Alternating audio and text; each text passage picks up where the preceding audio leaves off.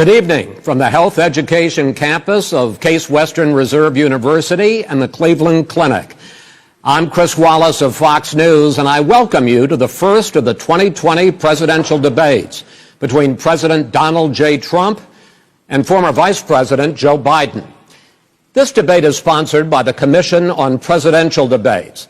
The Commission has designed the format, 6 roughly 15-minute segments, with 2-minute answers from each candidate to the first question, then open discussion for the rest of each segment.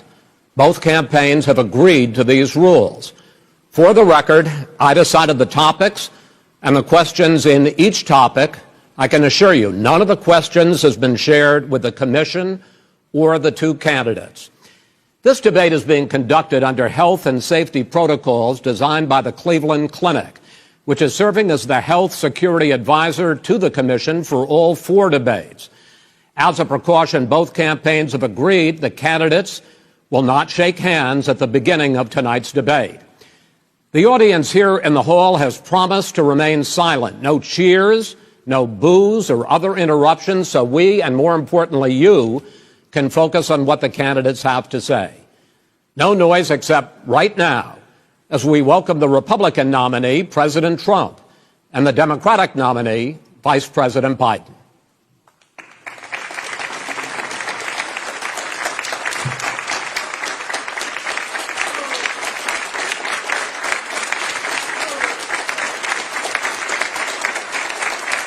How you doing, man? How are you? I'm well.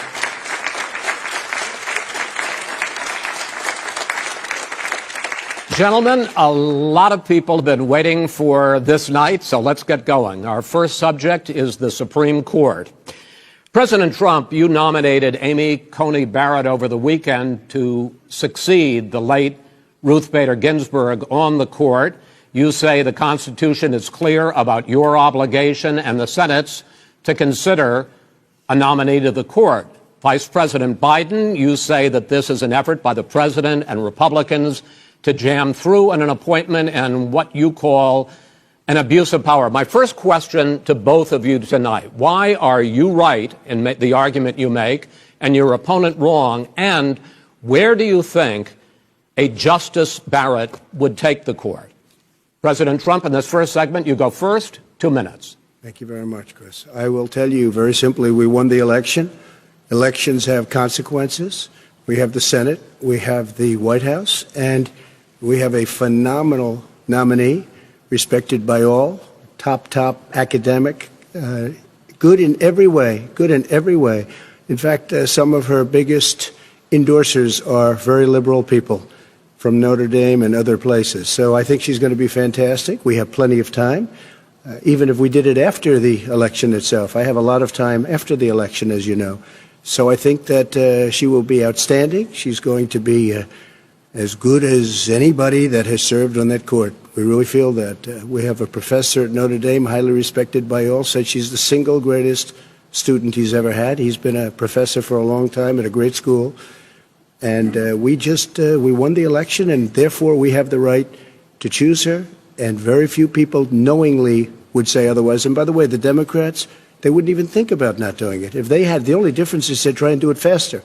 There's no way they would give it up. They had Merrick Garland, but the problem is they didn't have the election, so they were stopped. And probably that would happen in reverse also. Definitely would happen in reverse. So we won the election, and we have the right to do it, Chris. President Trump, thank you. Same question to you, Vice President Biden. You have 2 minutes. Well, first of all, thank you for doing this and looking forward to this, Mr. President. Thank you, Joe. The American people have a right to have a say in who the Supreme Court nominee is. And that say occurs when they vote for United States senators and when they vote for the President of the United States. They're not going to get that chance now because we're in the middle of an election already. The election has already started. Tens of thousands of people have already voted. And so the thing that should happen is we should wait. We should wait and see what the outcome of this election is, because that's the only way the American people get to express their view is by who they elect as president and who they elect as vice president. Now, what's at stake here is the president's made it clear he wants to get rid of the Affordable Care Act. He's been running on that. He ran on that, and he's been governing on that. He's in the Supreme Court right now trying to get rid of the Affordable Care Act, which will strip 20 million people from having insurance, health insurance now, if it goes into court. And the justice, and I have nothing, I'm not opposed to the justice. She seems like a very fine person. But she's written before she went on the bench, which is her right, that she thinks that the Affordable Care Act is not constitutional. The other thing that's on the court, and if it's struck down, what happens? Women's rights are fundamentally changed. Once again, a woman could be held pay more money because she has a pre-existing condition of pregnancy. They were able to charge a woman more for the same exact procedure a man gets. And that ended when we, in fact, passed the Affordable Care Act. And there's 100 million people who have pre-existing conditions, and they'll be taken away as well. Those pre-existing conditions, the insurance companies are going to love this. And so it's just not appropriate to do this before this election. If he wins the election and the Senate is Democrat or Republican, then he goes forward. If not, we should wait until February. All right. There aren't 100 million people with pre-existing conditions. As far as the say is concerned, the people already had their say.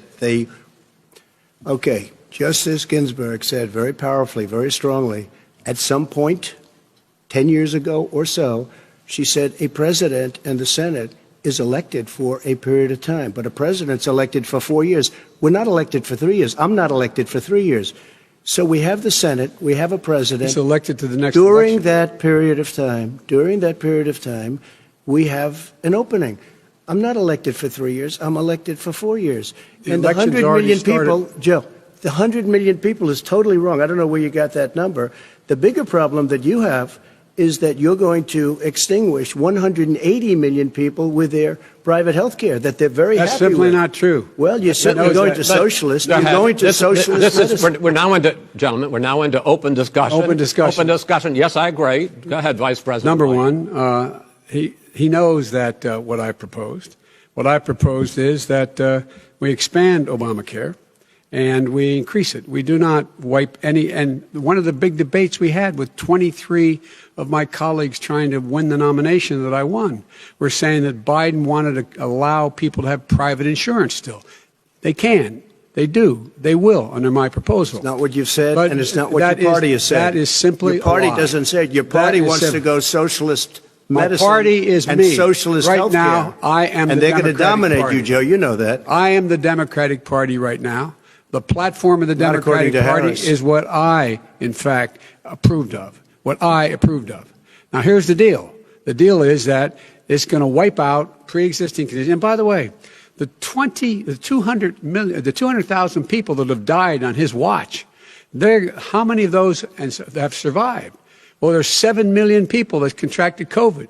What does it mean for them going forward if you strike down the Affordable Care Act? And Joe, you've had pre-existing 308,000 military people dying because you couldn't provide them proper health care in the military. So don't tell me I'm about happy this. to talk about And this. if you were here, Look, it here's wouldn't the be deal. 200, it would be 2 million people because you were very late on the draw. You Late didn't on want the me to draw. ban China, which was heavily infected. You didn't want me to ban All right, gentlemen, Europe, which was heavily Mr. President, You would have Mr. been much President, later, Joe. Mr. President, much later. Mr. President, You're talking about 2 million people. You're not Mr. President, gonna be able to as shut the him up. moderator, we are going to talk about COVID in the next segment, but go ahead. Let me finish. The point is that the president also is opposed to Roe v. Wade.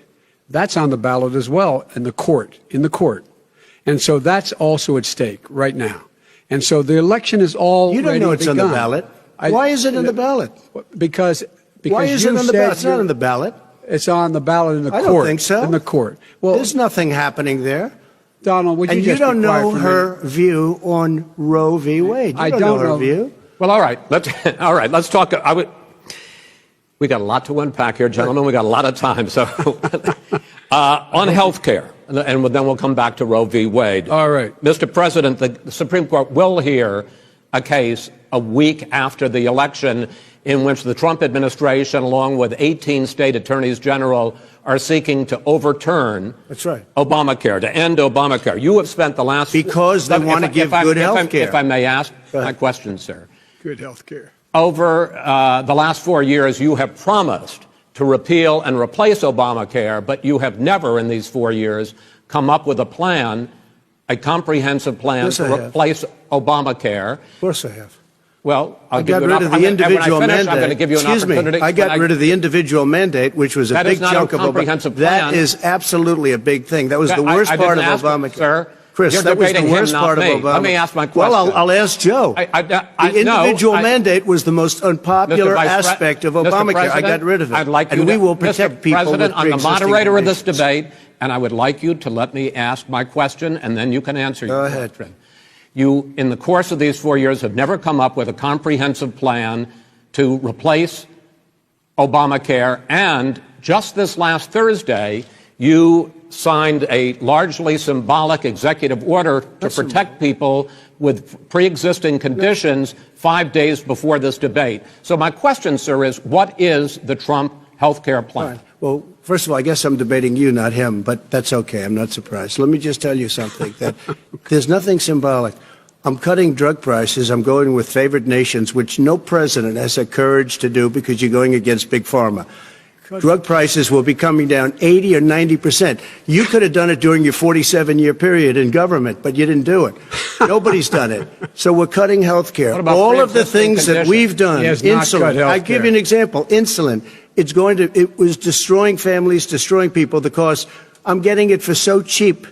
It's like water. You want to know the truth. So cheap. Take a look at all of the drugs what we're doing, prescription drug prices. We're going to allow our governors now to go to other countries to buy drugs because they pay just a tiny fraction. As I say, this is open discussion. No, let me but ask this you is about, big. This you'll be is happy, big stuff. Sir, you'll be happy. I'm about to pick up on one of your points to ask the vice president, which is he points out that you would like to add a public option to Obamacare. And the argument that he makes and other Republicans make is that is going to end private insurance. It is and not. Well, if I can ask you the question, it will not end. What your party says, by the way. It will end private insurance and create a government takeover of health care. It does not. It's only for those people who are so poor they qualify for Medicaid. They can get that free in most states, except governors who want to deny people who are poor Medicaid. Anyone who qualifies for Medicare Medicaid would automatically be enrolled in the public option. The vast majority of the American people would still not be in that option. Number one. Joe, you agreed with Bernie Sanders, who's far left, on the manifesto, we call it. And that gives you socialized medicine. Look, hey, are you saying I'm not you going didn't to agree? listen to him. The fact of the matter is, I beat Bernie Sanders. Not by much. I beat him a whole hell of a lot. I'm here standing facing you, old buddy. Pocahontas would have left 2 days early. You would have lost every primary. All he knows how to do is Super Tuesday. You got very lucky. Here's the deal. I got very lucky. I'm going to get very lucky tonight as well. And tonight I'm going to make sure, because here's the deal. Here's the deal. The fact is that everything he's saying so far is simply a lie. I'm not here to call out his lies. Everybody knows he's a liar. But you I just want to make sure. Joe, you're the liar. I want to make sure. You graduated last in your class, not first in your class. I want to make sure. Mr. President, can you let him finish, sir? No, he doesn't know how to do that. He has, You'd be surprised. You pick You'd be surprised. the wrong guy, the wrong night at the wrong time. Listen, you agreed with Here's the Bernie deal. Sanders to the The manifesto. whole idea. Let him. There is no manifesto, number Please one. let him speak, Mr. Number President. two. You just lost the left. Number two. You just lost the left. You agreed with Bernie Sanders on a plan Folks, absolutely agreed folks, do you have any and under that idea plan, what you this have clown's socialized, doing? They call it Mr. Do you have any President. socialized medicine. Mr. Well, President. I'll tell you what. He is not for any help for people needing health care. Because he, in fact, already has cost 10 million people their health care that they had from their employers because of his recession. Number one. Number two, there are 20 million people getting health care through Obamacare now that he wants to take it away. He won't ever look you in the eye and say that's what he wants to do. Take it away. No, I want to give them better health care at a much lower price because and by the way, he Obamacare doesn't is know no how. good. He doesn't know how I've to do already that. fixed it. He has never I've offered already a plan. fixed it to an extent. He has never Obamacare, done a as you single might thing. know, but probably don't. Gentlemen, you realize if you're both speaking at the same time, and it's too expensive. Let the president. Go ahead, sir. Obamacare is no good. We made it better, and I had a choice to make very early on. We took away the individual mandate. We guarantee pre-existing conditions, but took away the individual mandate. Listen, this is the way it is. And that destroyed That they shouldn't even call it Obamacare. Then I had a choice to make. Do I let my people run it really well or badly? Yeah. If I run it badly, they'll probably blame him, but they'll blame me. But more importantly, I want to help people. Okay? I said, you got to run it so well. And I just had a meeting with them. They said the problem is no matter how well you run Obamacare, it's a disaster. It's too expensive. Okay. Premiums are too high, and it doesn't work. So we do want to get rid of it. Chris, we want to get rid of it. I understand it, sir, but I have to give you roughly equal time. Good. Please let the Vice President talk. Good. He has no plan for health care. Of course we do. He sends out wishful thinking. He has executive orders that have no power. He hasn't lowered drug costs for anybody. He's been promising a health care plan since he got elected. He has none, like almost everything else he talks about. He does not have a plan. He doesn't have a plan. And the fact is, this man doesn't know what he's talking about. All right. I have one final question for you, sure. Mr. Vice President. If Senate Republicans, we were talking originally about the Supreme Court here, if Senate Republicans go ahead and confirm Justice Barrett, there has been talk about ending the filibuster or even packing the court, adding to the 9 justices there. You call this a distraction by the president, but in fact it wasn't brought up by the president. It was brought up by some of your Democratic colleagues in the Congress. So my question to you is, you have refused in the past to talk about it. Are you willing to tell the American people tonight whether or not you will support either ending the filibuster or packing the court? Whatever position I take on that, that'll become the issue. The issue is the American people should speak. You should go out and vote. You're in voting now. Vote and let your senators know how strongly you feel. Vote now. Are you going to pack the court? Make sure you, in fact, let people know you're a senator. I'm not going to answer the question. Why would you answer that because question? The question is, the question is, Justice, radical left. Will you shut up, man? Listen, who is on your list, Joe? Who's on your list? Right, gentlemen, I think this is so unprecedented. He's going to pack the court. We have ended this segment. We're going to move on to the second segment. That was really a productive segment, wasn't it? Keep yapping, man. The people understand, Joe. They sure 47 years you've done nothing. They understand. All right. The second subject is COVID-19, which is an awfully serious subject. So let's try to be serious about it. We have had more than 7 million cases of coronavirus in the United States, and more than 200,000 people have died. Even after we produce a vaccine, experts say that it could be months or even years before we come back to anything approaching normal. My question for both of you is, based on what you have said and done so far, and what you have said you would do starting in 2021, why should the American people trust you more than your opponent to deal with this public health crisis going forward? In this case, the question goes to you first, sir. 2 minutes uninterrupted. Good luck. 200,000 dead. As you said, over 7 million infected in the United States. We, in fact, have 4% of the world's population, 20% of the deaths. 40,000 people a day are contracting COVID. In addition to that, about between 750 and 1,000 people a day are dying. When he was presented with that number, he said, it is what it is. Well, it is what it is because you are who you are. That's why it is. The president has no plan. He hasn't laid out anything. He knew all the way back in February how serious this crisis was. He knew it was a deadly disease. What did he do?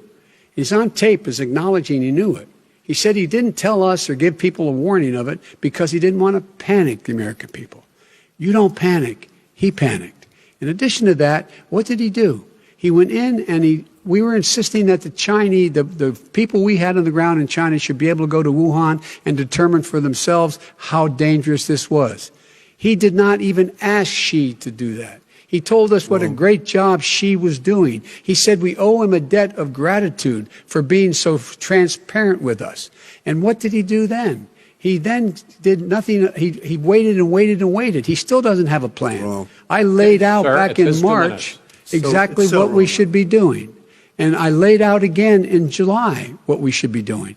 We should be providing all the protective gear possible. We should be providing the money the House has passed in order to be able to go out and get people the help they need to keep their businesses open schools. It costs a lot of money. You should get out of your bunker and get out of the sand trap and get in your golf course and go in the Oval Office and bring together the Democrats and Republicans and fund what needs to be done now to save lives. So if we would have listened to you... You have 2 minutes, sir. If we would have listened to you, the country would have been left wide open. Millions of people would have died, not 200,000, and one person is too much. It's China's fault. It should have never happened. They stopped it from going in, but it was China's fault. And by the way, when you talk about numbers, you don't know how many people died in China. You don't know how many people died in Russia. You don't know how many people died in India. They don't exactly give you a straight count, just so you understand. But if you look at what we've done, I closed it, and you said he's xenophobic. He's a racist, and he's xenophobic because you didn't think I should have closed our country. No, Wait a minute. It's his 2 minutes. You didn't think we should have closed our country because you thought it was terrible. You wouldn't have closed it for another 2 months. By my doing it early, in fact, Dr. Fauci said, President Trump saved thousands of lives. Many of your Democrat governors said, President Trump did a phenomenal job. We worked with the governor. Oh, really? Go take a look. The governors said I did a phenomenal job. Most of them said that. In fact, people that would not be necessarily on my side said that. President Trump did a phenomenal job. We did. We got the gowns. We got the masks. We made the ventilators. You wouldn't have made ventilators. And now we're weeks away from a vaccine. We're doing therapeutics already. Fewer people are dying when they get sick. Far fewer people are dying. We've done a great job. The only thing I haven't done a good job, and that's because of the fake news. No matter what you say to them, they give you bad press on it. It's just fake news. They give you good press. They give me bad press because that's the way it is, unfortunately. But let me just tell you something. I don't care. I've gotten used to it. But I'll tell you, Joe, you could never have done the job that we did. You don't have it in your blood. You could have never done that job. I know how to do the job. I know how to get the job Well, you didn't do very well in swine flu. H1N1, you were a disaster. Your own chief of staff said you were a disaster. 14,000 people died, not 200,000. There was no economic recession. Sir, you made a there was no recession. You made a point. Let him answer. And there was we didn't shut down the economy. This is his economy he shut down. The reason it's shut down is because, look, you folks at home, how many of you got up this morning and had an empty chair at the kitchen table because someone died of COVID? How many of you were in a situation where you lost your mom or dad and you couldn't even speak to them? You had a nurse holding a phone up so you could, in fact, say goodbye. You would have lost far more people. Far more people. And, you would have been and by the way, his own CDC director says we could lose as many as another 200,000 people between now and the end of the year. And he held up, he said, if we just wear a mask, we can save half those numbers. Just a mask. And by the way, in terms of the whole notion of a vaccine, we're for a vaccine, but I don't trust him at all, nor do you. I know you don't. What we trust is a scientist. You don't trust Dr. Johnson Fauci. Johnson, Pfizer? Okay, by the way, gentlemen, let me move on to questions about the future, because you both have touched on two of the questions I'm going to ask. Focusing on the future first, President Trump, you have repeatedly either contradicted or been at odds with some of your government's own top scientists. The week before last, the head of the Centers for Disease Control, Dr. Redfield, said it would be summer before the vaccine would become generally available to the public. You said that he was confused and mistaken. Those were your two words. Yeah. But Dr. Slaoui, the head of your Operation Warp Speed, has said exactly the same thing. Are they both wrong? Well, I've spoken to the companies, and we can have it a lot sooner. It's a very political thing because people like this would rather make it political than save lives. It is a very political thing. I've spoken to Pfizer. I've spoken to all of the people that you have to speak to. We have great Moderna, Johnson & Johnson, and others. They can go faster than that by a lot. Become very political because the left, or I don't know if I call them left, I don't know what I call them. So you're suggesting that the head of your Operation Warp Speed, Dr. Slaoui? I disagree with him. Yeah, no, I disagree with both of them. And he didn't say that. He said it could be there, but it could also be much sooner. I had him in my office 2 days ago. He talked about the summer, sir, before it's generally available. Just like he said it's a possibility that we'll have the answer before November 1st. It could also be after that. When it's generally available. Well, we're going to deliver it right away. We have the military all set up. Logistically, they're all set up. We have our military that delivers soldiers, and they can do 200,000 a day. They're going to be delivering. This is the same man it's who all told set you up. By Easter this would be gone away. by the warm weather, it'd be gone. Miraculous, like a miracle. And by the way, maybe you could inject some bleach in your arm, and that would take care of it. This is the same man. That was said sarcastically, that was you know that. That was said sarcastically. And so here's the deal. This man is talking about a vaccine. Every serious company is talking about maybe having a vaccine done by the end of the year. But the distribution of that vaccine will not occur until sometime beginning or the middle of next year to get it out, if we get the vaccine. And pray God we will. Pray God we will. Mr. Vice President, I want to pick up, though. You'll have on the that. vaccine sooner I want to than pick that. up on this question, though. You say the public can trust the scientists, but they can't trust President Trump. In fact, you said that again tonight. Your running mate, Senator Harris, goes further, saying the public health experts, quote, will be muzzled, will be suppressed. Given the fact that polls already show that people are concerned about the vaccine and are reluctant to take it, are you and your running mate, Senator Harris, contributing to that fear? No more than the question you just asked him. You pointed out. He puts pressure and disagrees with his own scientists. But you're saying Everybody you can't, or knows. Senator And Harris is saying no, you can't trust the scientists. No. You can trust the scientists. She didn't say that. You can't trust. She said the public health Did say experts, that. quote, will be muzzled, will be Yes. suppressed. Well, that's what he's going to try to do. But there's millions of scientists. There's thousands of scientists out there, like here at this great hospital, that don't work for him. Their job doesn't depend on him. That's not. They're the people. And by I the way, spoke to the and scientists that are in charge. By the way, they will have and the vaccine very soon. Let him finish. do you believe for a moment what he's telling you in light of all the lies he's told you about the whole issue relating to COVID? He still hasn't even acknowledged that he knew this was happening, knew how dangerous it was going to be back in February, and he didn't even tell you. He's on record as saying it. He panicked or he just looked at the stock market, one of the two, because guess what? A lot of people died, and a lot more are going to die unless he gets a lot smarter, a lot quicker. So- Mr. President? Did you use the word smart?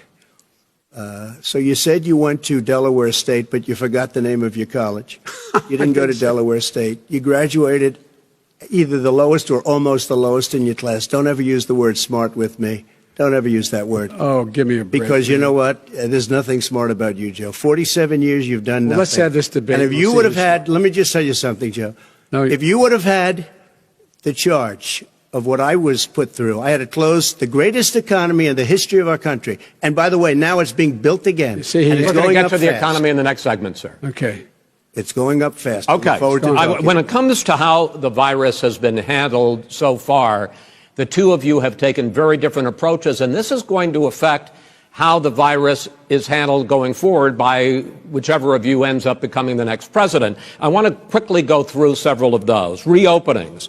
Vice President Biden, you have been much more reluctant than President Trump about reopening the economy and schools. Why, sir? Because he doesn't have a plan. If I were running, I'd know what the plan is. You've got to provide these businesses the ability to have the money to be able to reopen with the PPE as well as with the sanitation they need. You have to provide that them to Nancy plastic. Pelosi. Well, he's just shush for a minute. Tell it to Nancy Pelosi. And Schumer, by the Brian way, Chuck. Nancy Pelosi and Schumer, they have a plan. He won't even meet with them. The Republicans won't meet with the Okay. Senate. But- And he sits in his golf course. And, well, I mean, literally, Okay. think about it. You probably All right, play think more than about I it. do, Joe.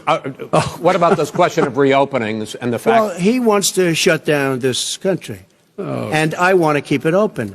And we You did a get- great he thing just by admitted shutting he it shut down. it down. Wait a minute, Let Joe. him Let me finish, shut sir. you down for a second, Joe, just for 1 second. He wants to shut down the country. We just went through it. We had to because we didn't know anything about the disease. Now we found that elderly people with heart problems and diabetes and different problems are very, very vulnerable. We learned a lot. Young children aren't. Even younger people aren't. We've learned a lot.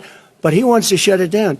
More people will be hurt by continuing. If you look at Pennsylvania, if you look at certain states that have been shut down, they have Democrat governors all. One of the reasons they're shut down is because they want to keep it shut down until after the election on November 3rd. I want to move on to another because subject. it's a I want to move political on to another I've got to subject. respond. But I want to those move- states, gentlemen, I those want to move states on to are another not subject. doing well that are shut down Which is right gotta now. respond to that. Wants President to shut Trump, down the you whole have country. begun to increasingly question the effectiveness of masks as a disease preventer, And in fact, recently you have cited the issue of waiters touching their masks and touching plates.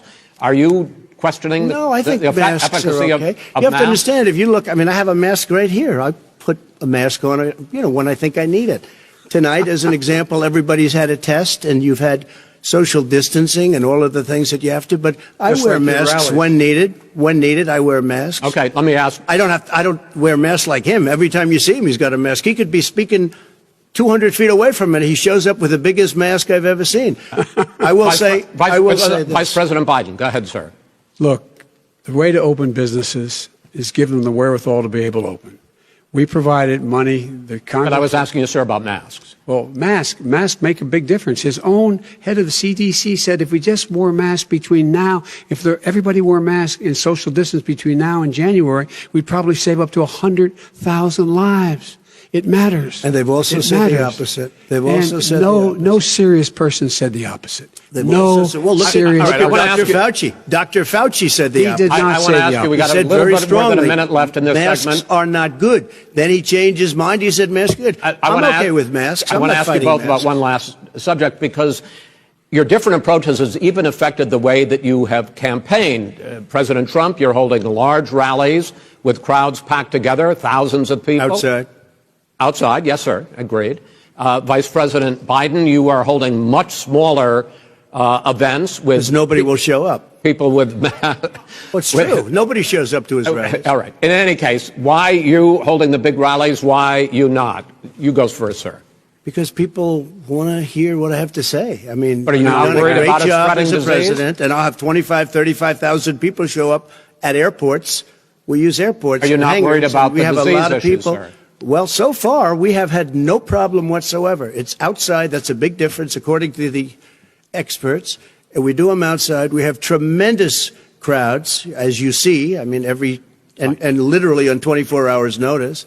And Joe does the circles and has 3 people someplace. Okay. By the way, did you see Yes, sir. one of the last big rallies he had? And a reporter came up to him to ask him a question. He said, no, stand back. Put on your mask. Put on a mask. Have you been tested? I'm way far away from those other people. That's what he said. I can't. I'm going to be okay. He's not worried about you. He's not worried about the people out there breathing in one another. We've had no negative cheek to effect. jowl. No negative effect. We've Come had on. no negative effect. And we've had 35, 40,000 All right. people you want at these rallies. Just Yes. quickly finish up, because I want to move on to our next. Yes, I would. He's been totally irresponsible the way in which he has handled the social distancing and people wearing masks, basically encouraged them not to. All right. He's a fool on this. If you could get the crowds, you would have done the same thing. But you can't. Nobody cares. Gentlemen, can we move on Nobody to the cares. Gentlemen, can we move on to the economy? Yes. The economy is, I think it's fair to say, recovering faster than expected from the shutdown. Much faster. In the second quarter, the unemployment rate fell to 8.4% last month. The Federal Reserve says the hit to growth, which is going to be there, is not going to be nearly as big as they had expected. President Trump, you say we are in a V-shaped recovery. Vice President Biden, you say it's more of a K-shape. What difference does that mean to the American people in terms of the economy? President Trump, in this segment, you go first. So we built the greatest economy in history. We closed it down because of the China plague. When the plague came in, we closed it down, which was very hard psychologically to do. He didn't think we should close it down, and he was wrong. And again, 2 million people would be dead now instead of still 204,000 people is too much. One person is too much. Should have never happened from China. But what happened is we closed it down, and now we're reopening, and we're doing record business.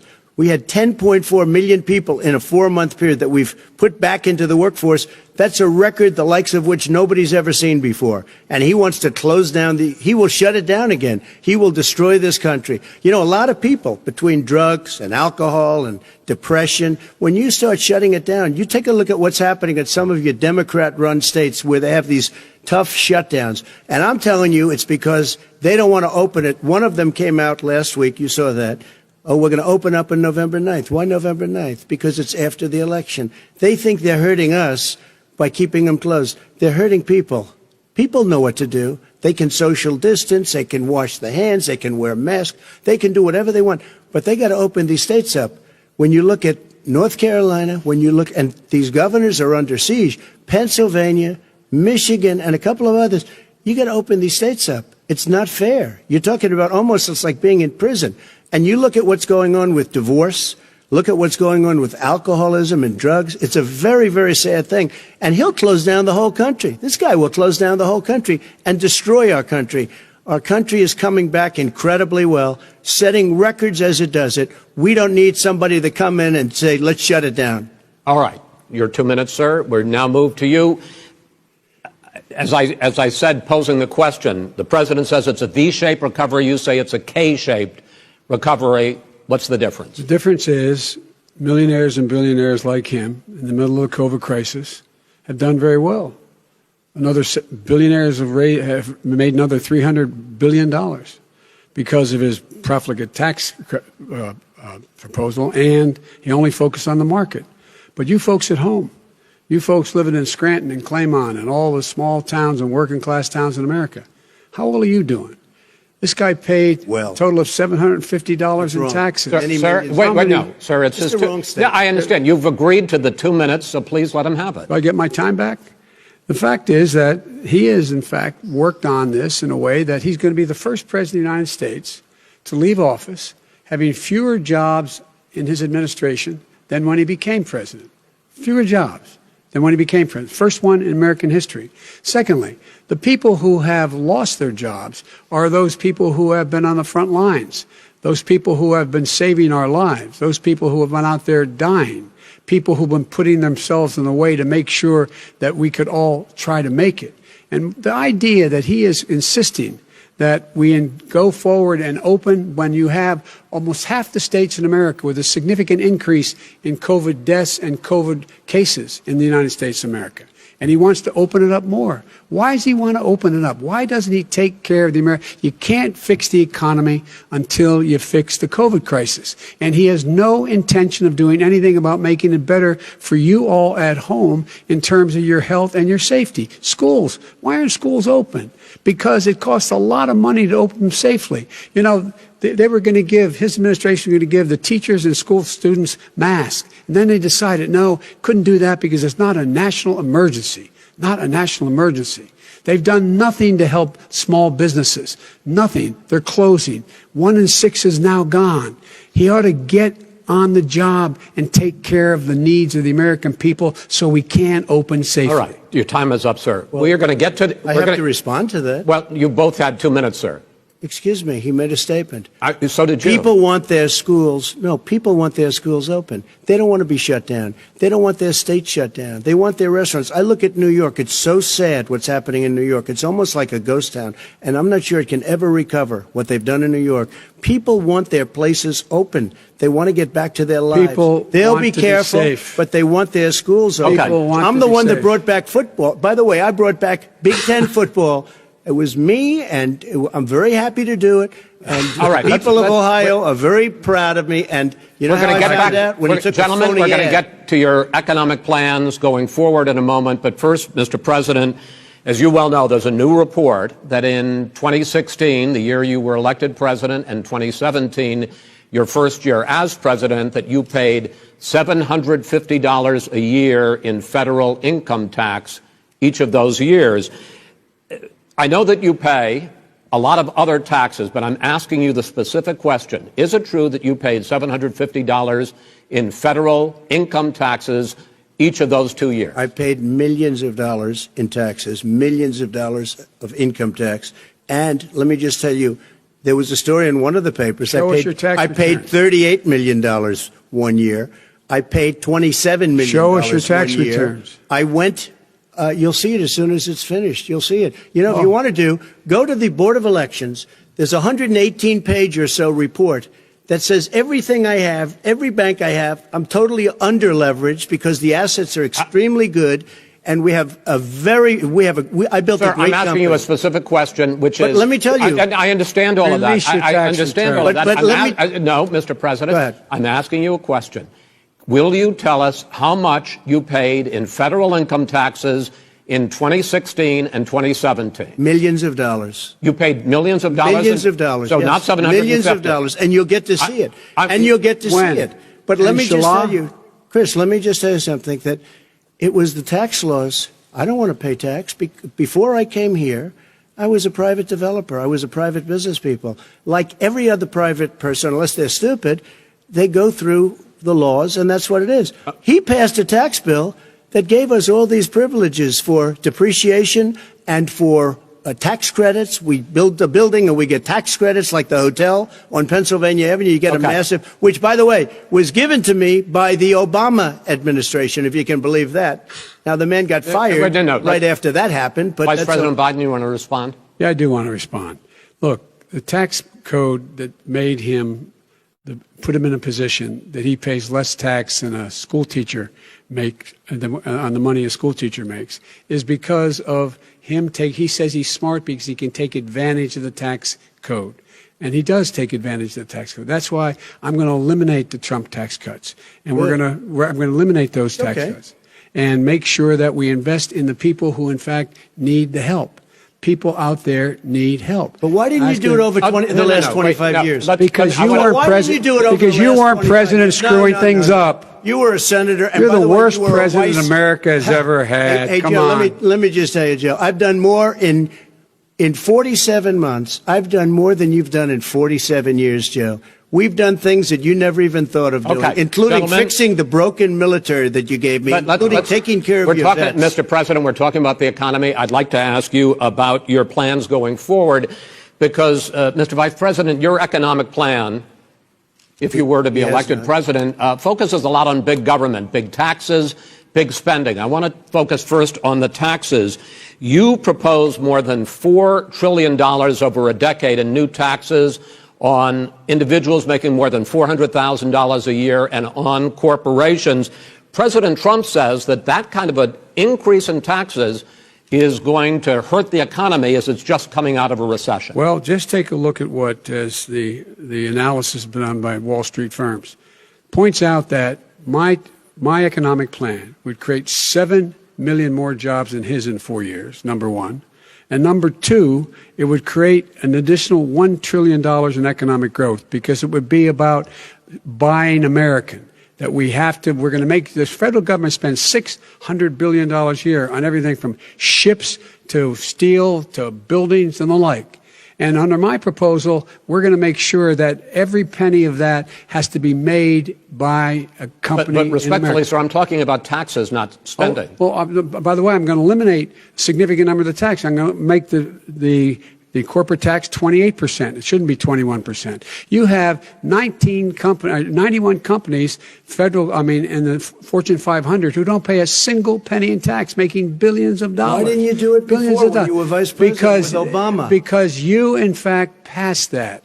That was your tax proposal. I got it done. And you know what happened? Yeah, you got it done. Our economy boomed like it's never boomed. The economy is busted. Mr. President, let me pick up on that. You would continue your free market approach, lower taxes, more deregulation, correct? Not lower taxes for American people. Excuse me. But in Obama's, you talk about the economy booming, it turns out that in Obama's final 3 years as president, more jobs were created, 1.5 million more jobs than in the first 3 years of your presidency. They had the slowest recovery economic recovery since 1929. It was the slowest recovery. Also, they took over something that was down here. All you had to do is turn on the lights and you pick up a lot.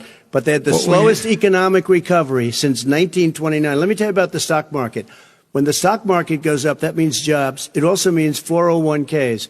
If you got in, if you ever became president with your ideas, you want to terminate my taxes, I'll tell you what, you'll lose half of the companies that have poured in here will leave, and plenty of companies that are already here, they'll leave for other places. They will leave, and you will have a depression, the likes of which you've never seen. Look, we inherited the worst recession short of a depression in American history. I was asked to bring it back. We were able to have an economic recovery that created the jobs you're talking about. We handed him a booming economy. He blew it. It wasn't booming. Blew it. It wasn't booming. It was the weakest recovery since 1929. Is it fair to say he blew it when fact, when there was record low unemployment before COVID? Yeah, but because what he did, even before COVID, manufacturing went in the hole. Manufacturing went in a hole. Excuse number me, one. Chris. Wait. Number two. Chris. Number three. They said it would take. No, you were number two. No. Chris. They said it would This take guy a is miracle to bring back manufacturing. I brought back 700,000 jobs. They brought back nothing. They gave up on manufacturing. We Part did of not my do that. standard fare. I'm the guy that He brought totally back gave the up on automobile manufacturing. All right, let him. We brought back, I was asked to bring back Chrysler and General Motors. We brought them back right here in the state of Ohio and Michigan. He blew it. They're gone. He blew it.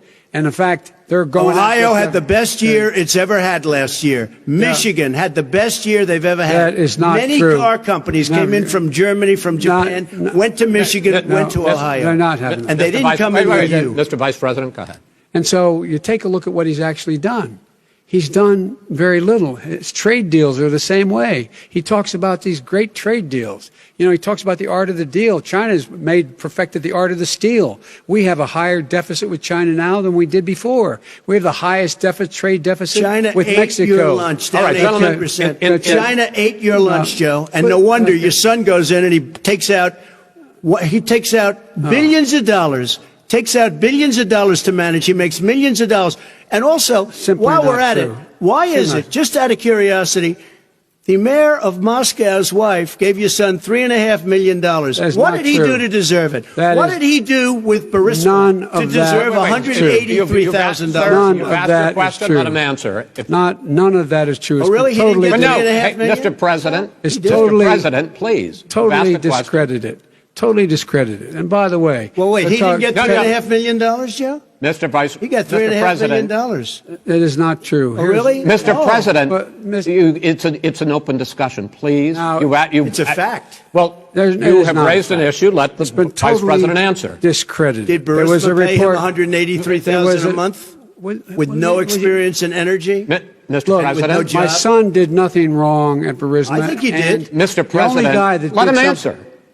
He doesn't want to let me answer because he knows I have the truth. His position has been totally, thoroughly discredited. By who? And The media? By everybody. Well, by the By the media, media, by our because they refuse to allies, by talk the about it World because they're Bank, embarrassed. by everyone has discredited. Matter Dude, of fact, Mr. even the President, people who please stop. testified under oath. So let me under ask you oath, this, Henry, Joe. under No, oath. go ahead, Mr. I'm listening to Even you. the people under. He got $3.5 million from testified- Moscow. He testified under oath in his administration, said, I did my job and I did it very well. Oh, I really? did it I'd like to know honorably. who they are. Well, I'll give you the list I'll of the fire people who them. testified. No, go ahead, sir. Sure, you've already fired most of them because they did a good Because job. some people don't do well, a good here's job. With you, Go they ahead. say- You get here's the wait a deal. minute. You get the final word, Mr. Well, it's hard to get any word in with this clown. Excuse me. This. Hey, this let me just person. tell you, No. I'm Mr. President. I'm $3.5 Mr. million, President. Joe. That is simply. Why did not he true. deserve $3.5 million It from did- Moscow? Look, here's the deal. We want to talk about families and ethics. I don't want to do that. I mean, his family we could talk about all night. His family's My already. family, No, let him- my let- family already lost wrote- a fortune by coming down and helping Go us ahead. with Go ahead, government. sir. And that's such a. they're right that's here. a- Mr. That's President. such a Every great. single one of them lost This a is not fortune about President. my coming and family or helping his us with family. It's government. about your family, They the didn't American collect $3.5 people. million He for doesn't. nothing. That's not true. It doesn't want to talk about what you need. You, the American people. It's about you. That's what we're talking about you here. should All right, Not that's the end of the Shouldn't segment. take the money. We're moving on. He didn't take them. Well, Vice it's a very- President, but Chris, no, can I ex- be honest? It's a very important Try to be question. honest. No, He I- stood I- up. No, he stood up. the answer to and the he question is threatened no. Ukraine. No, sir. With $1 billion, Sir, if you don't that get rid of is the Kurds. You know what? You're absolutely not stop. You're on true. tape doing it. You're going to Not have tape. true. Gentlemen. Is- I hate to raise Chris, my voice, he's but on it seems tape. to be, why should I be different than the two of you? So here's the That's a deal. good point. We have 6 segments. We have ended that segment. We're going to go to the next segment. In that segment, you each are going to have 2 uninterrupted moments. In those 2 uninterrupted minutes, Mr. President, you can say anything you want. I'm going to ask a question about race, but if you want to answer about something else, go ahead. But I think that the country would be better served if we allowed both people to speak with fewer interruptions. I'm appealing to you, sir, to do that. Well, and him too. Well, frankly, you've been doing more interrupting Well, that's than all he right, has. but he does plenty. Well, less than, sir, less there's than, plenty. no, less than you have. Let's please continue on. The issue of race. Vice President Biden, you say that President Trump's response to the violence in Charlottesville 3 years ago, when he talked about very fine people on both sides, was what directly led you to launch this run for president. Oh, yeah, sure. President Trump, you have often said that you believe you have done more for black Americans than any president, with the possible exception of Abraham Lincoln. My question for the two of you is, why should voters trust you rather than your opponent to deal with the race issues facing this country over the next 4 years? Vice President Biden, you go first. It's about equity and equality. It's about decency. It's about the Constitution. And we have never walked away from trying to require equity for everyone, equality for the whole of America. But we've never accomplished it. But we've never walked away from it like he has done. It is true. The reason I got in the race is when those people, close your eyes, remember what those people look like coming out of the fields carrying torches, their veins bulging, just spewing anti-Semitic bile, and accompanied by the Ku Klux Klan. A young woman got killed. And they asked the president what he thought. He said there were very fine people on both sides. No president's ever said anything like that. It is who's now, who minutes, sir. Second point I'd make to you is that when Floyd was killed, when Mr. Floyd was killed, there was a peaceful protest in front of the White House. What did he do? He came out of his bunker, had the military use tear gas on him so he could walk across to a church and hold up a Bible. And then what happened after that? The bishop of that very church said that it was a disgrace. The general who was with him said all he ever wants to do is divide people, not unite people at all. This is a president who has used everything as a dog whistle to try to generate racist hatred, racist division. This is a man who, in fact, you talk about helping African Americans. 1 in 1,000 African Americans has been killed because of the coronavirus. And if he doesn't do something quickly, by the end of the year, 1 in 500 will have been killed. 1 in 500 African Americans. This man is the savior of African Americans. This man cares at all. This man's done virtually nothing. Look, the fact is that you have to look at what he talks about. You have to look at what he did. And what he did has been disastrous for the African American community. So, President Trump, you have 2 minutes. Why should Americans trust you over your opponent to deal with racism? he did a crime bill, 1994, where you call them super predators, African Americans, the super predators, and they've never forgotten it. They've never forgotten it, Joe. No, sir, it's his 2 minutes. So you did that, and they call you a super predator, and I'm letting people out of jail now that you have treated the African American population community, you have treated the black community about as bad as anybody in this country. You did the and that's why, if you look at the polls, I'm doing better than any Republican has done in a long time, because they saw what you did. You call them super predators, and you've called them worse than that. Because you look back at your testimony over the years, you've called them a lot worse than that. As far as the church is concerned, and as far as the generals are concerned, we just got the support of 250 military leaders and generals, total support. Law enforcement, almost every law enforcement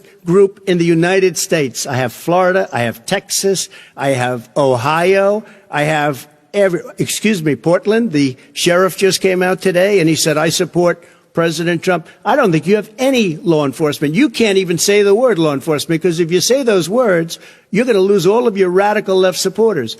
And why aren't you saying those words, Joe? Why don't you say the words law enforcement? Because you know what? If they called us in Portland, we would put out that fire in a half an hour, but they won't do it because they're run by radical left Democrats. If you look at Chicago, if you look at any place you want to look, Seattle, they heard we were coming in the following day, and they put up their hands, and we got back Seattle. Minneapolis, we got it back, Joe, because we believe in law and order, but you don't. The top 10 cities and just about the top 40 cities are run by Democrats and in many cases radical left. And they've got you wrapped around their finger, Joe, to a point where you don't want to say anything about law and order. And I'll tell you what, the people of this country want and demand law and order, and you're afraid to even say it. All right. I want to return to the question of race.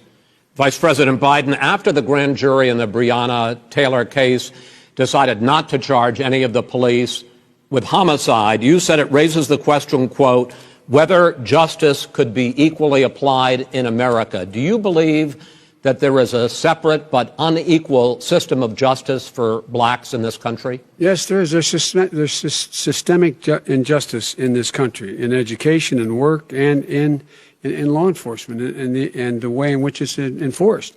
But look, the vast majority of police officers are good, decent, honorable men and women. They risk their lives every day to take care of us. But there are some bad apples. And when they occur, when they find them, they have to be sorted out. They have to be held accountable. They have to be held accountable. And what I'm going to do as President of the United States is call together an entire group of people at the White House, well, everything from the civil rights groups to the police officers, to the police chiefs, and we're going to work this out. We're going to work this out so we change the way in which we have more transparency in when these things happen. These cops aren't happy to see what happened to George Floyd. These cops aren't happy to see what happened to Breonna Taylor. Most don't like it. But we have to have a system where people are held accountable. And by the way, violence in response is never appropriate. Never appropriate. Peaceful protest is. Violence is never appropriate. All right. What is peaceful protest? When they run through the middle of the town and burn down your stores and kill people all over the place, and you say peaceful protest? No, it's not, but you say it is. President Trump, I'd like to continue with the issue of race. I promise we're going to get to the issue of law and order in a moment. This month, your administration directed federal agencies to end racial sensitivity training that addresses white privilege or critical race theory. Why did you decide to do that, to end racial sensitivity training? And do you believe that there is systemic racism in this country, sir? I ended it because it's racist. I ended it because a lot of people were complaining that they were asked to do things that were absolutely insane, that it was a radical revolution that was taking place in our military, in our schools, all over the place, and you know it, and so does everybody else. Radical, and he would know. What is radical totally about racial sensitivity training, sir? If you were a certain person, you had no status in life. It was sort of a reversal. And if you look at the people, we were paying people hundreds of thousands of dollars to teach very bad ideas and, frankly, very sick ideas. And really, they were teaching people to hate our country. And I'm not going to do that. I'm not going to allow that to happen. We have to go back to the core values of this country. They were teaching people that our country is a horrible place, it's a racist place, and they were teaching people to hate our country. And I'm not going to allow that to happen. Vice President Biden? Nobody's doing that. He's racist. You just don't know. Here's the deal. I know a lot more about this than he does. Let him finish. The fact is that there is racial insensitivity. People have to be made aware of what other people feel like, what insults them, what is demeaning to them. It's important that people know they don't want to. Many people don't want to hurt other people's feelings, but it makes a big difference. It makes a gigantic difference in the way a child is able to grow up and have a sense of self-esteem. It's a little bit like how this guy and his friends look down on so many people. They look down their nose on people like Irish Catholics like me and grew up in Scranton. They look down on people who don't have money. They look down on people who are of a different faith. They look down on people who are a different color. In fact, we're all Americans. The only way we're going to bring this country together is bring everybody together. There's nothing we cannot do if we do it together. We can take this on and we can defeat racism in America. President Trump, sir. During the Obama-Biden administration, there was tremendous division. There was hatred. You look at Ferguson, you go to many places. Look at Oakland. Look what happened in Oakland. Look what happened in Baltimore. Look what happened. Frankly, it was more violent than what I'm even seeing now. Oh, my but Lord. The reason is that ridiculous. the Democrats that run these cities ridiculous. don't want to talk like you about law and order. Violent and you crime, still haven't mentioned. violent Are you crime. in favor of law and order? I'm in favor of law. You follow it. Are you in favor of law and order? Go yes, ahead. I'm in favor. You asked a question. Let him finish. Law and order. Law and order. Let him answer. Law and order with justice, where people get treated fairly. Okay. And the fact of the matter is, violent crime went down 15% in our administration. All right. It's gone up on his watch. Went down much more in ours. All right, we're now. He is president of the President, United you're going States of America. Mr. President, every record in the Mr. book. President, you're going to be very happy because And we're now going to talk about law and order. Places we had trouble were Democratic-run cities. That's and exactly my question. Democratic- There has been a dramatic increase in homicides in America this summer particularly, and you often blame that on Democratic mayors and Democratic governors, but in fact there have been equivalent spikes in Republican-led cities like Tulsa and Fort Worth. So the question is this really a party issue? I think it's a party issue. You can bring in a couple of examples, but if you look at Chicago, what's going on in Chicago, where 53 people were shot and 8 died shot. If you look at New York, where it's going up like nobody's ever seen anything, the numbers are going up 100, 150, 200%. Crime. It is crazy what's going on.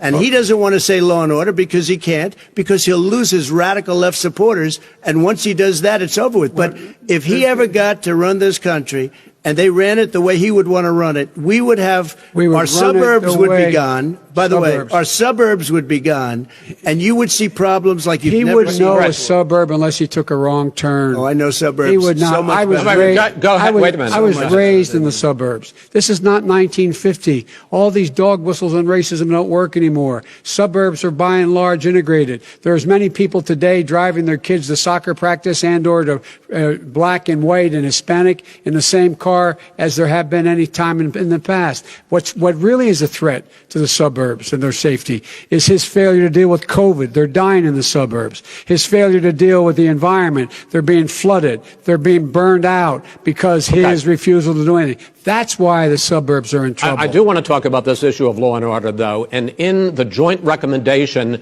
that came from the Biden-Bernie Sanders task force, you talked about, quote, reimagining policing.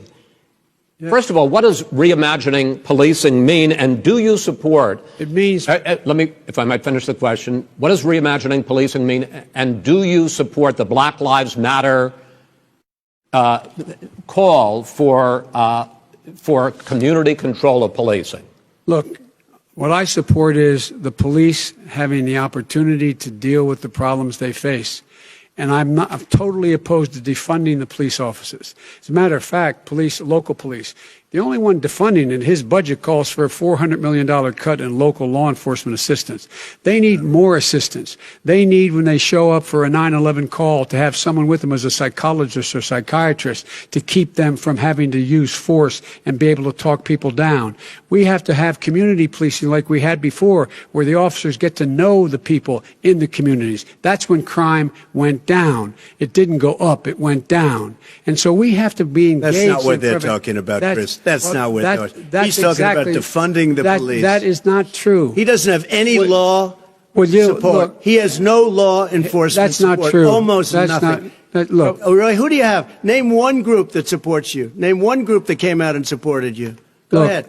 Think. We have time. We don't have time to do anything. Think all right. Name one law enforcement group that came out and supported gentlemen, you. I think I'm going to take back the moderator's role, and I want to get to another subject, which is the issue of protests in many cities that have turned violent. In Portland, Oregon, especially, we had more than 100 straight days of protests, which I think you would agree. You talk about peaceful protests. Many of those turned into riots. Mr. Vice President, you say that people who commit crimes should be held accountable. The question I have, though, is, as the Democratic nominee, and earlier tonight you said that you are the Democratic Party right now, have you ever called the Democratic mayor of Portland or the Democratic governor of Oregon and said, hey, you got to stop this, bring in the National Guard, do whatever it takes, but you stop the days and months of violence in Portland? I don't hold public office now.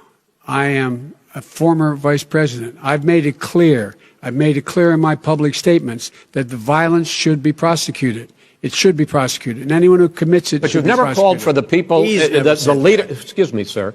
You have never called for the leaders in Portland and in Oregon to bring in the National Guard and knock off 100 days of riots. They can, in fact, take care of it if he just stay out of the way. Look here. Oh, really? Really? Here's the thing. I sent in the U.S. Marshals to get the killer of the young man in the middle of the street. They shot him, and for 3 days, President Trump, Portland wouldn't do anything. I had to send in the U.S. Marshals. They took care of business. Go ahead, sir. And by the way, his own former spokesperson said, riots and chaos and violence help his cause. That's what this is all about. I don't know who said that. I do. Who? I think Kellyanne Conway. I don't think she said that. She said that. And so here's the all right. But here's the point. Go ahead, The point sir. is that that's what he is, keeps trying to rile everything up. He doesn't want to calm things down. Instead of going in and talking to people and saying, let's get everybody together, figure out how to deal with this. What's he do? He just pours gasoline in the fire constantly, And- every single solitary Okay, time. and to end this, button up this segment, I'm going to give you a minute to answer, sir. You have repeatedly Well, wait, criticized. I have to answer his No, statement. you have His statement. repeatedly. Wait, you have just 1 no. second. You've been talking You back made and a forth. statement. I'm asking you. I would love to you know, end it. sir. I would love to end it, I, and you we know, if would you want to very- switch seats, We would could very quickly. We could do that, but I'd I'm send no, in I'm- the National Guard. It would be over. There'd be no problem. Okay, but they good. don't want to accept the National Guard. You have repeatedly criticized the vice president for not specifically calling out Antifa and other left-wing That's right. extremist groups. But are you willing tonight to condemn white supremacists and militia groups and to say that they need to stand down and not add to the violence in a number of these cities, as we saw in Kenosha and as we've seen in Portland? Sure, are you I'm willing prepared to do that, specifically but do it? Well, I go would ahead, say sir. I would say almost everything I see is from the left wing, not from the right wing. what are you- If what are you saying? I'm willing to do anything. I want to see Well, peace. then do it, sir. Say it. Do it. Say it. Do you want to call him? What do you want to call him? Give me a name. Give me a White name. Go ahead. supremacists and Who would white you like me to supremacists. condemn? White Proud Boys. supremacists and right-wing Proud militia. Boys, stand back and stand by. But I'll tell you what. Somebody's got to do something about Antifa and the left, because this is not a right-wing problem. His This own is a left-wing. FBI director This said is a the threat left-wing of Go ahead, problem. let- white go ahead, sir. supremacists. Antifa's an idea, not an organization. Oh, you gotta be not kidding. militia. That's what Oh, really? his It's an idea. His Okay. FBI director Gentlemen, said. Well, we're then gonna- you know what? No, He's no, wrong. we're done, sir. We're Everybody- moving on to the next. everybody We're moving. gives you Bat advice hits in you your over the head, that's administration. not an idea. Everybody in Antifa your is administration bad. tells you the truth has a bad idea. Can I tell you what? You have no ideas. that are Antifa is a dangerous All right, radical gentlemen, group. we're now moving on to the Trump and and you ought to be Biden careful records. with them. They'll overthrow you. When in a 2 president, seconds. I'm going to ask a question. When the president seeks a second term, it is generally a referendum on his record. But Vice President Biden, you like to quote one of your dad's sayings, which is, don't compare me to the Almighty, compare me to the alternative. And in this case, sir, you are the alternative. Looking at both of your records, I'm going to ask each of you, why should voters elect you president over your opponent? In this segment, President Trump, you go first, 2 minutes. Because there has never been an administration or president who has done more than I've done in a period of 3.5 years. And that's despite the impeachment hoax. And you saw what happened today with Hillary Clinton, where it was a whole big con job. But despite going through all of these things, where I had to fight both flanks and behind me and above, there has never been an administration that's done what I've done. The greatest, before COVID came in, the greatest economy in history, lowest unemployment numbers. Everything was good. Everything was going. And by the way, there was unity going to happen. People were calling me for the first time in years. They were calling and they were saying, it's time maybe. And then what happened? We got hit, but now we're building it back up again. A rebuilding of the military, including Space Force and all of the other things. A fixing of the VA, which was a mess under him. 308,000 people died because they didn't have proper health care. He was a mess. And we now got a 91% approval rating at the VA, our vets. We take care of our vets. But we've rebuilt our military. The job that we've done, and I'll tell you something, some people say maybe the most important. By the end of the first term, I'll have approximately 300 federal judges and Court of Appeals judges, 300, and hopefully 3 great Supreme Court justices. That is a record, the likes of which very few people, and you know one of the reasons I'll have so many judges? Because President Obama and him left me 128 judges to fill. When you leave office, you don't leave any judges. That's like, you just don't do that. They left 128 openings, and if I were a member of his party, because they have a little different philosophy, I'd say if you left us 128 openings, you can't be a good president, you can't be a good vice president. But I want to thank you, because it gives us almost, it'll probably be above that number by the end of this term. Fine, sir. 300 judges. It's a record.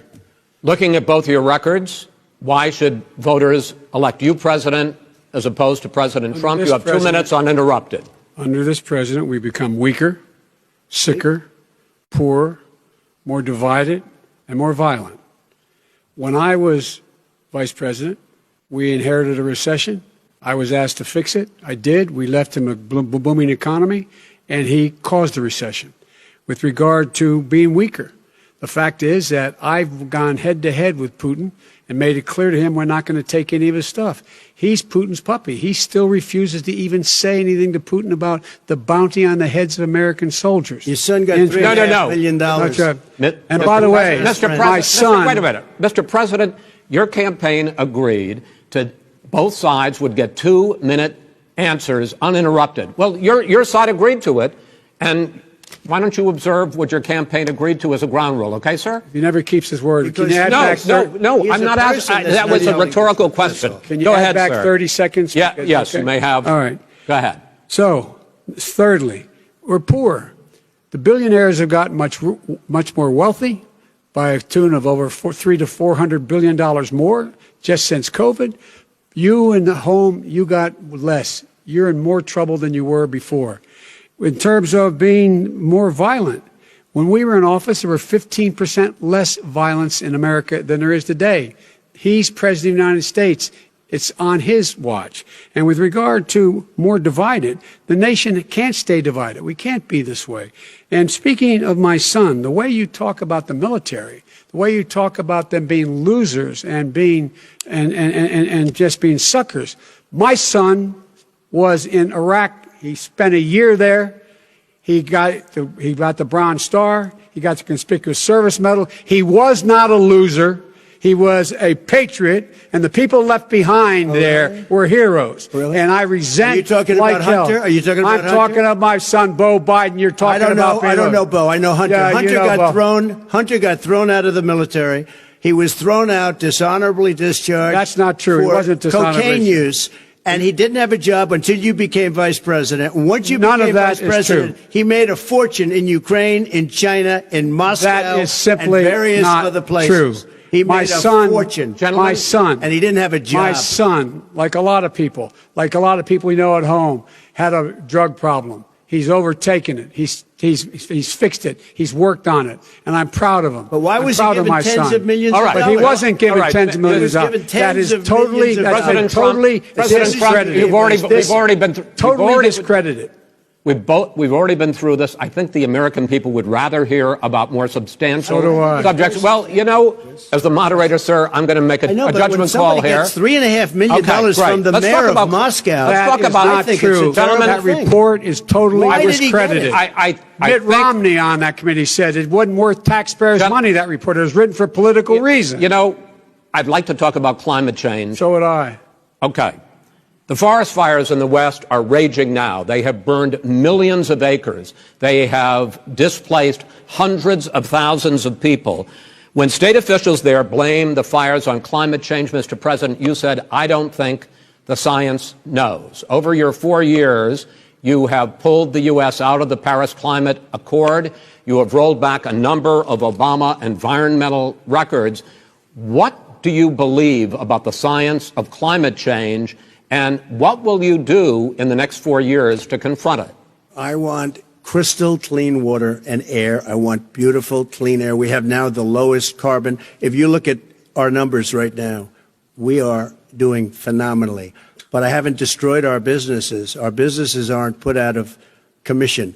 If you look at the Paris Accord, it was a disaster from our standpoint. And people are actually very happy about what's going on because our businesses are doing well. As far as the fires are concerned, you need forest management in addition to everything else.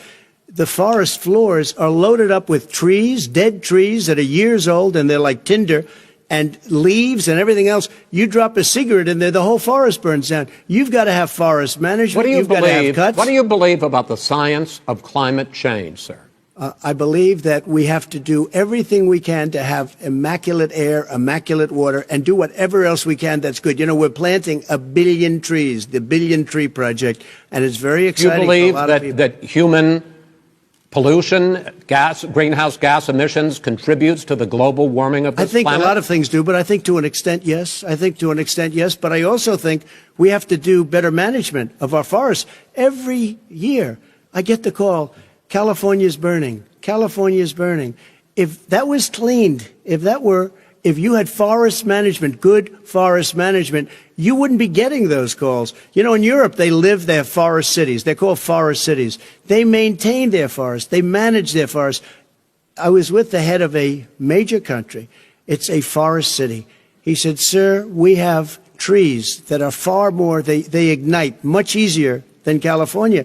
There shouldn't be that problem. I spoke with the governor about it. I'm getting along very well with the governor. But I said, you know, at some point, you can't every year have hundreds of thousands of acres of land just burned to the ground. But, sir, that's burning down because of a lack of management. But, sir, if you believe in the science of climate change, why have you rolled back the Obama Clean Power Plan, which limited carbon emissions in power plants? Why have you relaxed? Because it was driving energy prices through the sky. Why have you relaxed fuel economy standards that are going to create more pollution from cars Well, and not trucks? really, because what's happening is the car is much less expensive and it's a much safer car, and you're talking about a tiny difference. And then what would happen, because of the cost of the car, you would have at least double and triple the number of cars purchased. We have the old slugs out there that are 10, 12 years old.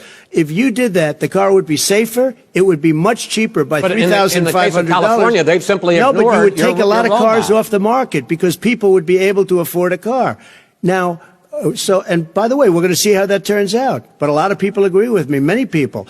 The car has gotten so expensive because they have computers all over the place for an extra little bit of gasoline. And, and I'm okay with electric cars, too. I think I'm all for electric cars. I've given big incentives for electric cars. But what they've done in California is just crazy. Right. Vice President Biden, I'd like you to respond to the president's climate change record, but I also want to ask you about a concern. You proposed $2 trillion in green jobs. You talk about new limits, not abolishing, but new limits on fracking, ending the use of fossil fuels to generate electricity by 2035, and zero net emission of greenhouse gases by 2050. The president says a lot of these things would tank the economy and cost millions of jobs. He's absolutely wrong, number one. Number two, if in fact, during our administration, the Recovery Act, I was in charge, able to bring down the cost of renewable energy to cheaper than or as cheap as coal and gas and oil. Nobody's going to build another coal-fired plant in America. No one's going to build another oil-fired plant in America. They're going to move to renewable energy, number one. Number two, we're going to make sure that we are able to take the federal fleet and turn it into a fleet that's run on their electric vehicles. Making sure that we can do that, we're going to put 500,000 charging stations and all of the highways that we're going to be building in the future. We're going to build an economy that, in fact, is going to provide for the ability us to take 4 million buildings and make sure that they, in fact, are weatherized in a way that, in fact, they'll emit significantly less gas and oil because the heat will not be going out. There's so many things that we can do now to create thousands and thousands of jobs. We can get to net zero in terms of energy production by 2035. Not only not costing people jobs, creating millions of good paying jobs, not $15 an hour, but prevailing wage, by having a new infrastructure that, in fact, is green. And the first thing I will do, I will rejoin the Paris Accord. I will join the Paris Accord because with us out of it, look what's happening. It's all falling apart. And talk about someone who has no relationship with foreign policy. Brazil, the rainforests of Brazil are being torn down, are being ripped down. More carbon is absorbed in that rainforest than every bit of carbon that's emitted in the United States. Instead of doing something about that, I would be gathering up and making sure we had the countries of the world coming up with $20 billion and say, here's $20 billion. Stop tearing down the forest. And if you don't, then you're going to have significant economic consequences. What about the argument that President Trump basically says that you have to balance environmental interests and economic interests, and he's drawn his line? Well, he hadn't drawn a line. He still, for example, he wants to make sure that methane's not a problem. You can now emit more methane without it being a problem. Methane. This is a guy who says that you don't have to have mileage standards for automobiles that exist now. This is a guy who says that, well, the fact that it's all true. And here's the deal. He's talking about the Green New Deal, and it's not $2 billion or $20 billion, as you said. It's $100 trillion. I'm talking about where they the want to rip Biden down plan. Go for a buildings minute and then you can go. and rebuild the building. No, It's the that is dumbest, not- most that ridiculous, is not where the airplanes are out of Wait a minute, sir. business, That's it. where two-car systems are out, where they Not want true. to take out the cows, too. Not That's true. not true either, right? Not this is true. this is a $100 Simply, trillion. look, That's more money than that our is- country could make in that is 100 simply years if we're not going by the case. All right, let me It will destroy our because I country. actually, wait a minute, sir. I actually have studied your plan, and it includes upgrading 4 million buildings, weatherizing 2 million homes over 4 years, building 1.5 million energy-efficient homes. So the question becomes, the president is saying, I think some people who support the president would say that sounds like it's going to cost a lot of money and hurt the economy. What it's going to do is going to create thousands and millions of jobs, good $100 paying trillion. jobs. Let him finish, sir. He doesn't know how to do that. $100 They- billion. The fact is, it's going to create millions of good-paying jobs, and these tax incentives to people for people to weatherize, which he wants to get rid of. It's going to make the economy much safer. Look how much we're paying now to deal with the hurricanes. By the way, he has an answer for hurricanes. He said maybe we should drop a nuclear weapon on them. They may. I never said that That's at all. he did say. You made it up. And here's the deal. You make up a lot of things. We are going to be in a position where we can create hard, good jobs by making sure the environment is clean and we all are in better shape. We spend billions of dollars now, billions of dollars on floods, hurricanes, rising seas.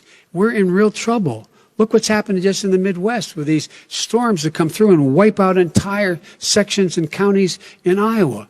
They didn't happen before. They're because of global warming.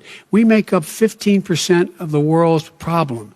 But the rest of the world, we've got to get them to come along. That's why we have to get back into the Paris Accord. All right, gentlemen, Wait a minute, Chris. So why didn't he do it for 47 years? You were vice president. Why didn't you get the world? China sends up real dirt into the air. Russia does. India does. They all do. We're supposed to be good. And by the way, he made a couple of statements. The Green New Deal is $100 trillion. That is not not $20 my billion. plan. That's the Green well, New you want to Deal rebuild every is building. not my plan. You want to All rebuild right. every. If he knew You have to- anything wait, no, no, about, wait. if he knew Gentlemen, anything He made a about, statement Gentlemen- about the military. He said I said something about the military. He and his friends made it up, and then they went with it. I never said it. Okay. That is What not he true. did Sir, is he you're done in said this segment. he called Mr. the Vice- military Mr. Vice President, stupid bastards. I and he did said not it on say tape. that. He said Mr. stupid Please, bastards. He not said true. it. Stop. I would never I say would that play to it. the Stop. military. Play it. Go ahead. You're Mr. on Vice tape. President answered his final question. The final question is, I can't remember which of all his rantings. was. You don't remember I'm much. having a little trouble myself, but and about the economy and about this question of what it's going to cost. The economy. I mean, the Green New Deal and the the- idea of what your the environmental Green New changes Deal- will do. The Green New Deal will pay for itself as we move forward. We're not going to build plants that, in fact, are great polluting plants. So do you We're going to support build the Green New Deal? Pardon me? You support that? No, I don't support the Green Oh, New Deal. you don't? Oh, well, that's a You big let- statement. I That support means you the just Biden- lost the radical left. I Done. support Oh, you the don't? Biden plan that I put forward. Okay.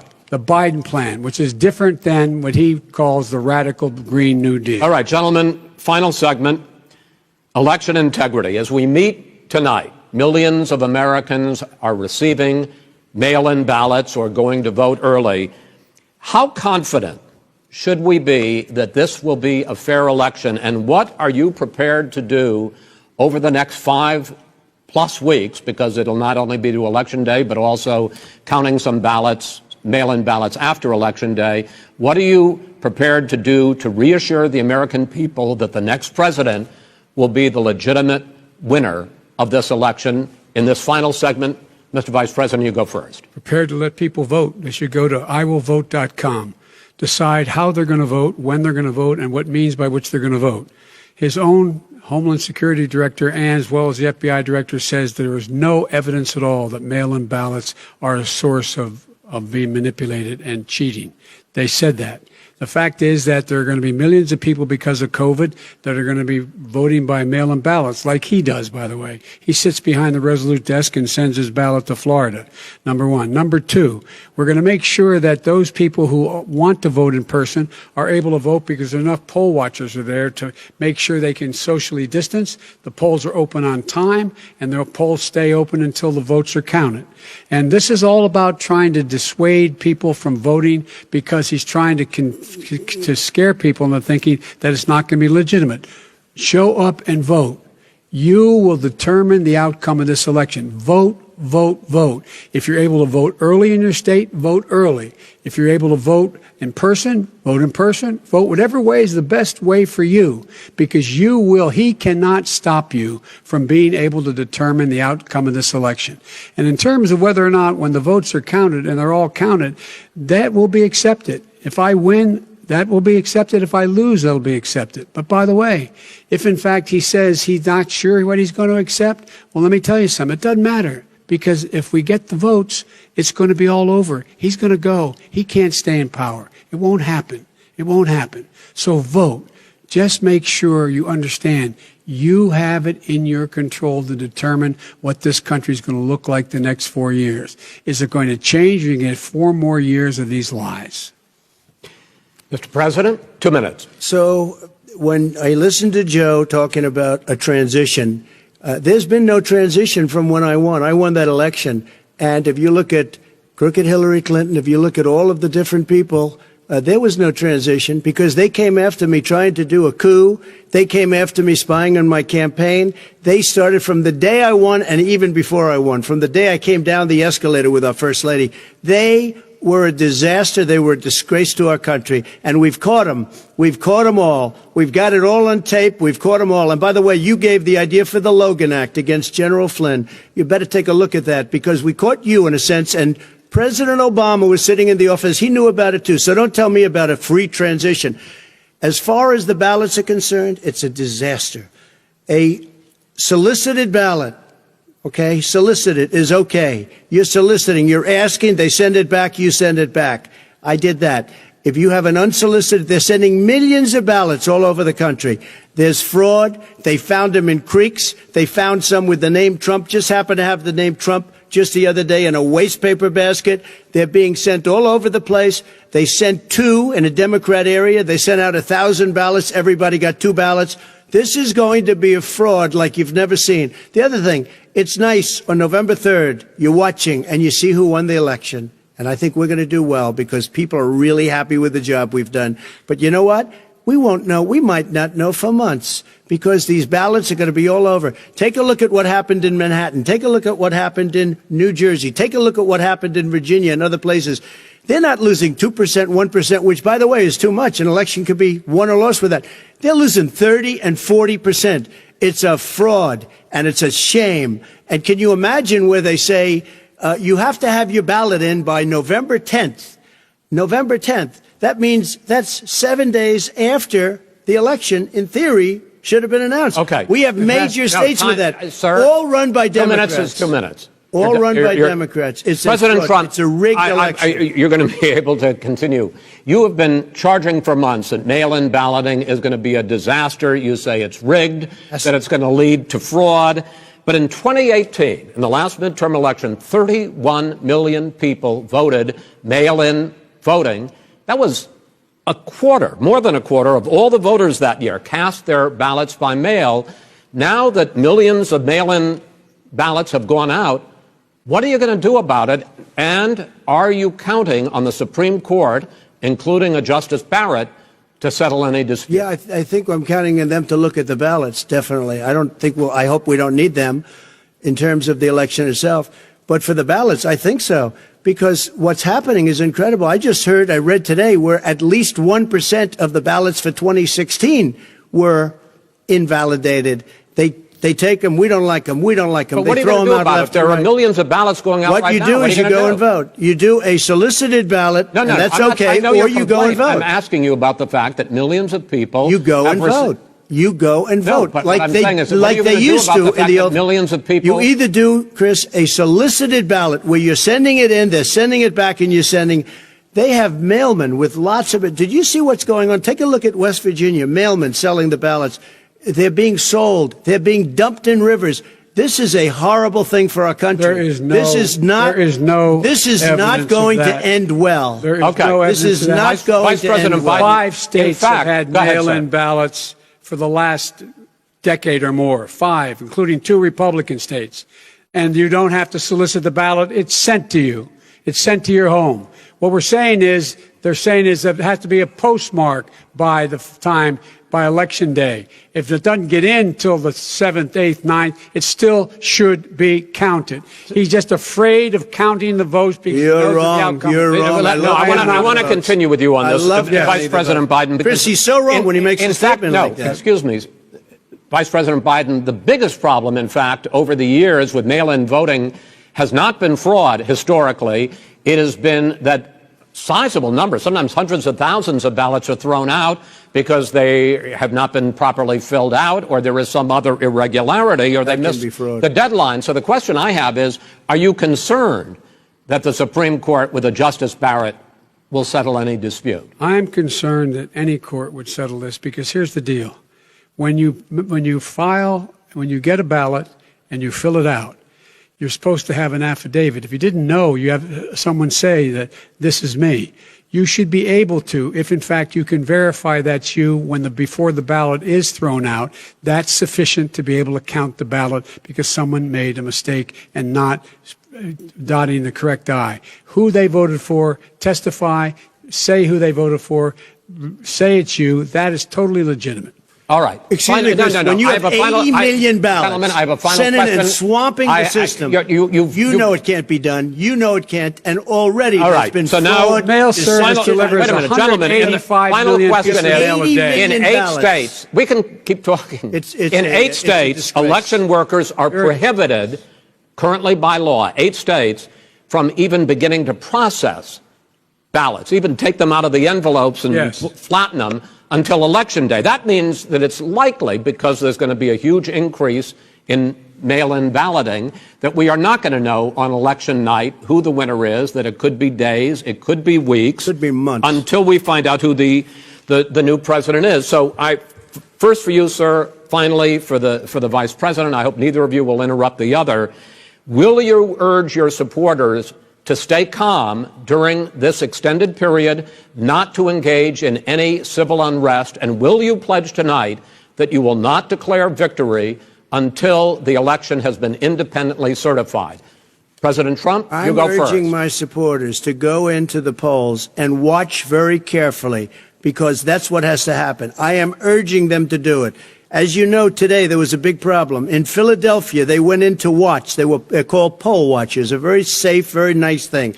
They were thrown out. They weren't allowed to watch. You know why? Because bad things happen in Philadelphia, bad things.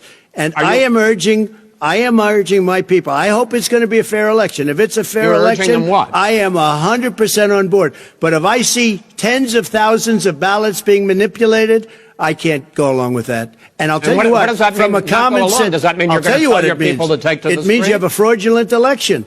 You're sending out 80 million ballots. They're not equipped to. These people aren't equipped to handle it. Number one. Number two, they cheat.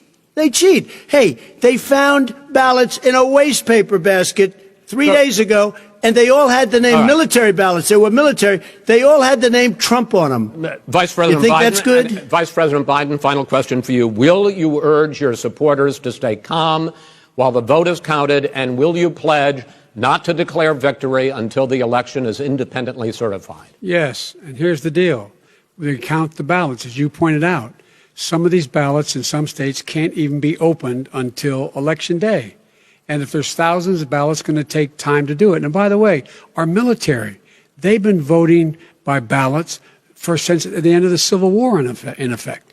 And that's what's going to happen. Why is it for them somehow not fraudulent?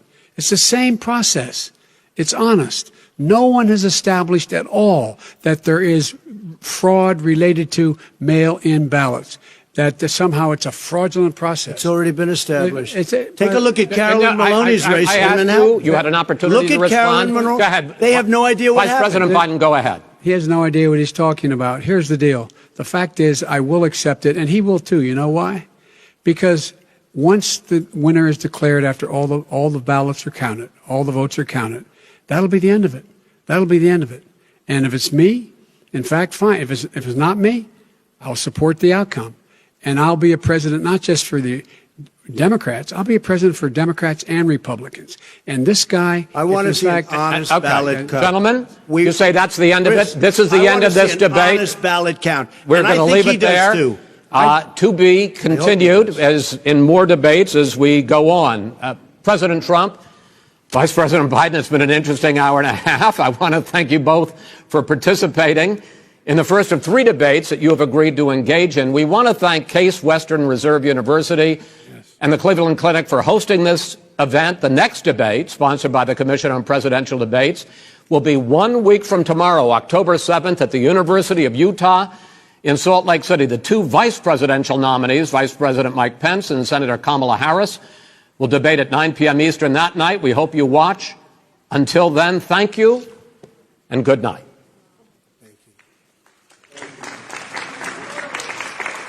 Thank you.